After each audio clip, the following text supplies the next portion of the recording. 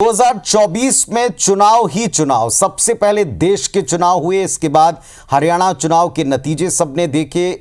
अब बारी जब उपचुनाव की और देश में फिर दो राज्य, एक महाराष्ट्र जैसा बड़ा स्टेट जहां पर भारतीय जनता पार्टी, महायुति या एनडीए कुछ भी आप कह लें, एक ऐतिहासिक विक्ट्री दर्ज की है। इसी तरीके से दूसरा एक राज्य झारखंड, जहां उन्हें उतना ही बड़ा झटका लगा है। वहां पर जेएमएम और कांग्रेस पार्टी का गठबंधन सरकार बना रहा है और बहुत बड़े मार्जिन के साथ बना रहा है। सारी रणनीतियां एक जगह कामयाब तो दूसरी जगह फेल।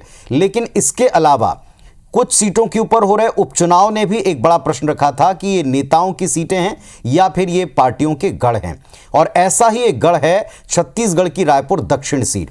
यहां से लगातार चुनकर जीतकर मंत्री पद को और बड़े बड़े पदों को सुशोभित करने वाले बृजमोहन अग्रवाल के सांसद बन जाने के बाद उपचुनाव हुआ और इसमें उन्हीं के पसंदीदा बीजेपी के सीनियर लीडर और यहां से सांसद रहे जो अब बीजेपी के प्रत्याशी बनकर उतरे थे, सुनील सोनी, वो जीत गए हैं।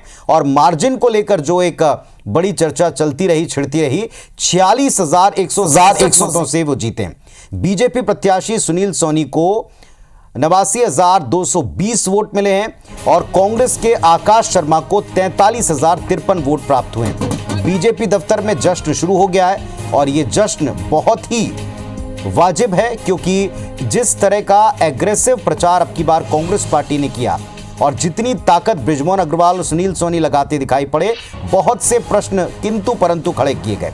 लेकिन यह तय हो गया कि ये गढ़ भारतीय जनता पार्टी का है और उसके जो सबसे कामयाब क्षत्रप रहे हैं बृजमोहन अग्रवाल, ना तो उनकी चॉइस में कोई दिक्कत थी और ना ही कैंडिडेट के उतारे जाने के बाद नेताओं के, कार्यकर्ताओं के काम न करने को लेकर शिकायतें थी। वो दरअसल 10% का जो फर्क था वोटिंग प्रतिशत में पिछली बार और अब की बार, उससे एक अंदाजा लगाया जा रहा था, आशंका जताई जा रही थी कि क्या जीत हार का फर्क इतना बड़ा होगा। लेकिन ढोल, नगाड़े, आतिशबाजी, मिठाई, ये जश्न सब कुछ बताता है कि सब कुछ पिच परफेक्ट रहा है। यहां भारतीय जनता पार्टी ने चुनाव जीत लिया। सुनील सोनी ने एक बड़े मार्जिन से, बड़े फर्क से आकाश शर्मा को मात दी। और राजेश मिश्रा हमारे साथ में, हमारे सहयोगी जुड़ चुके हैं। राजेश जी, जो तस्वीरें हमको जश्न की दिख रही हैं, इन्हीं के साथ में एक सवाल उठा जो बहुत सारे आपने भी इंटरव्यूज किए, 1-to-1 किए थे चुनाव के दरमियान के, तब पूरी तरह से बृजमोहन जी आश्वस्त थे, सुनील सोनी जी कहते थे, लेकिन पार्टी के बाकी लोगों में संभव था वैसे कॉन्फिडेंस नहीं दिखते थे। डिबेट में कई सारे पॉइंट्स उठते थे। अब जरा बताएं, जीत के लिए किसको श्रेय दिया जा रहा है? बृजमोहन जी को, कैंडिडेट को, पूरी पार्टी को? देखिए, बिल्कुल सही मुद्दा उठाया है पुनीत आपने, क्योंकि जैसे ही रायपुर दक्षिण में जब चुनाव खत्म हुआ, वोटिंग खत्म हुई और उसके बाद जब आंकड़े आए, 50% के आंकड़े आए थे, तो वो निश्चित रूप से भारतीय जनता पार्टी की वो नेता जो मेरे ठीक पीछे खड़े हुए हैं, जिन्होंने रायपुर दक्षिण में काफी मेहनत की, उनके चेहरे पे भी थोड़ी सी चिंता की लहर थी, चिंता की लकीरें थी कि उनको लग रहा था कि वोटिंग कम हुई है और उससे निश्चित रूप से जो वो दावा कर रहे थे कि रिकॉर्ड मतों से जीतेंगे, वो कहीं रीड का अंतर कम होगा। हमारी सुनील सोनी से भी बातचीत हुई थी, सुनील सोनी से भी हमने बातचीत की, तो उन्होंने इस बात को स्वीकार किया था कि लीड थोड़ी कम होगी मगर वो जीत रहे हैं। रही बात, दूसरी बात आपने कहा कि मुद्दा क्या रहा, तो मुद्दा निश्चित रूप से अगर हम बात करें तो विष्णुदेव सरकार की 10 महीने का जो कार्यकाल रहा, डबल इंजन के जो फायदे मिल रहे थे, वो एक मुख्य मुद्दा यहां पर रहा। और तीसरा मेरा यह मानना है कि आकाश शर्मा जो कांग्रेस के थे सुनील सोनी के खिलाफ में, वो एक नया चेहरा था, उनको पहचान बनाने में समय लग गया। और वहीं सुनील सोनी एक जाना पहचाना नाम था, हालांकि उनके पर एक धब्बा था कि एक वो था, आरोप था कि वो निष्क्रिय हैं। इन तमाम इसके बावजूद भी भारतीय जनता पार्टी के नेता जो दावा कर रहे थे कि वो रिकॉर्ड मतों से जीतेंगे और इतने कम परसेंट में रिकॉर्ड मतों से जीते हैं, निश्चित रूप से भारतीय जनता पार्टी के लिए जश्न मनाने का समय। और यही वजह है कि जब 10वें 11वें राउंड की जब रिजल्ट आया, उसके बाद से भारतीय जनता पार्टी ने जीत का जश्न मनाना शुरू कर चुका था। एकात्म परिसर में जीत का जश्न मनाया, विष्णुदेव साय वहां मौजूद थे, चुनाव संचालक जो श्याम बिहारी जायसवाल, शिवरतन शर्मा, बृजमोहन अग्रवाल, सुनील सोनी, सब तमाम लोग बैठे थे। और अभी कुछ देर पहले ही सुनील सोनी यहां पर आए और प्रमाण पत्र यहां पर लेके गए थे। इस चुनाव में महत्वपूर्ण भूमिका निभाने वाले कुछ नेता भारतीय जनता पार्टी खड़े हैं। कम वोटिंग हुई थी, निश्चित रूप से आप लोगों को भी लग रहा था कि कहीं ना कहीं लीड कम होगी। आखिर क्या वजह थी कि अच्छे मार्जिन से आप लोग जीते? क्या मुख्य मुद्दा था? देखिए, कांग्रेस को पूरी तरह से नकार दिया और पिछले 15 सालों में डॉक्टर रमन सिंह की सरकार, भारतीय जनता पार्टी की सरकार में आज रायपुर शहर और आसपास के चौहों और जो विकास दिखता है वो पिछले 15 वर्षों में लगातार जो है कांग्रेस के मेयर रहने के बावजूद भी केवल भ्रष्टाचार उनके ऊपर मरा गया। मगर यहाँ पर जो विकास की जनता यह राह देख रही थी, क्योंकि सरकार भारतीय जनता पार्टी की है और दूसरा जो है विधायक यहाँ पर लगातार बृजमोहन अग्रवाल जी के नेतृत्व में जो चलिए ये बृजमोहन अग्रवाल जो लगातार सक्रिय रहे उसका बहुत बड़ा फायदा मिला, विकास निश्चित रूप से था। एक बात ये हो रही थी कि मुस्लिम माहौल जो है वहां पर कम वोटिंग हुई है, उसका वो हो सकता है।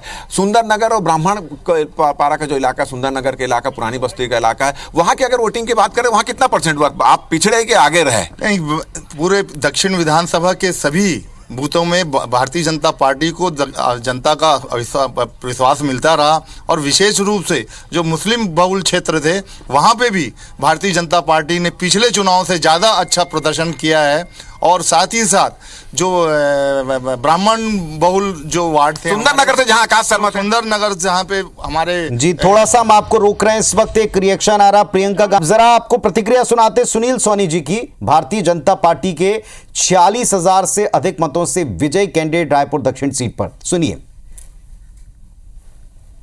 विधानसभा के अंदर में मैं सभी भाई बहनों को, सभी नौजवान साथियों को, बुजुर्ग गण को, सबको बहुत बहुत धन्यवाद, आभार व्यक्त करता हूं कि आप सबने पुनः भारतीय जनता पार्टी के ऊपर में विश्वास जताया। मैं आपको विश्वास दिलाता हूं कि हम आपके विश्वास को भंग नहीं करेंगे, खरा उतर कर दिखाएंगे।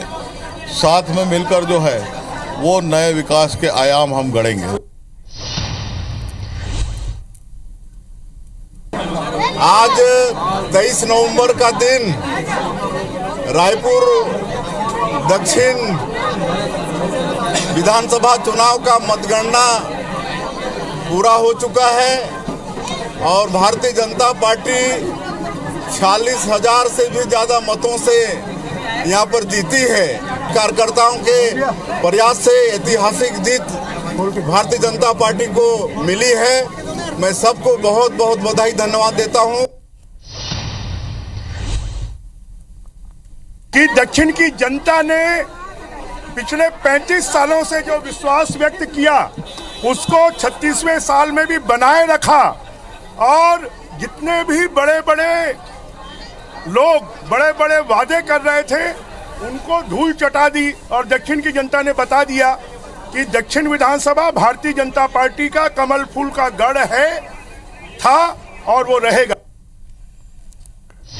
तो चलिए, चुनाव हो गया, रिजल्ट्स आ गए, लेकिन अभी भी ये तंज भी आप इसे मान सकते हैं, शुभकामनाओं में दबा हुआ एक तंज है। एक प्रतिक्रिया हम ले लें फील्ड से, इसके बाद फिर विशेष जी से थोड़ी सी इस पर चर्चा करेंगे।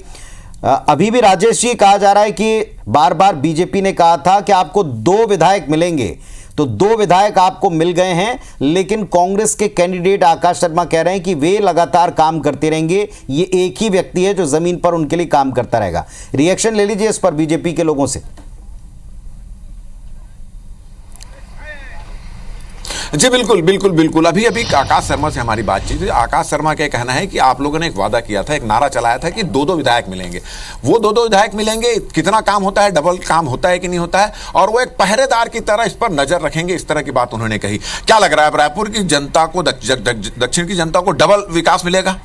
निश्चित रूप से बृजमोहन जी चूंकि सांसद बन चुके हैं और उसके लोकसभा क्षेत्र में ही दक्षिण विधानसभा आती है, इसलिए बृजमोहन जी का जो है पहला कर्तव्य जो है, जहां से 8 बार विधायक रहे वो भी, और सुनील सोनी जी चूंकि वहां से आज निर्वाचित हो गए हैं, तो उनका भी विकास का डबल विकास यहां पर दक्षिण विधानसभा। अच्छा, कांग्रेस ने एक और मुद्दा उठाया था कि जितना विकास दक्षिण का होना चाहिए उतना विकास नहीं हुआ, और अब फिर से आप लोग वादा किए हैं कि आप तो डबल विधायक डबल मिलेगा। नहीं, देखिए, आरोप लगाने के लिए तो कुछ भी लगा रहे हैं। अभी इस बार जो 8-10 माह का कार्यकाल हुआ, निश्चित रूप से विष्णुदेव जी की सरकार ने जो बहुत सारे वादे किए उसको निभाने का कार्य किया है। ठीक है, और दक्षिण विधानसभा की बात, चलिए, तो बीजेपी राजेश जी कह रही है कि जो 8-10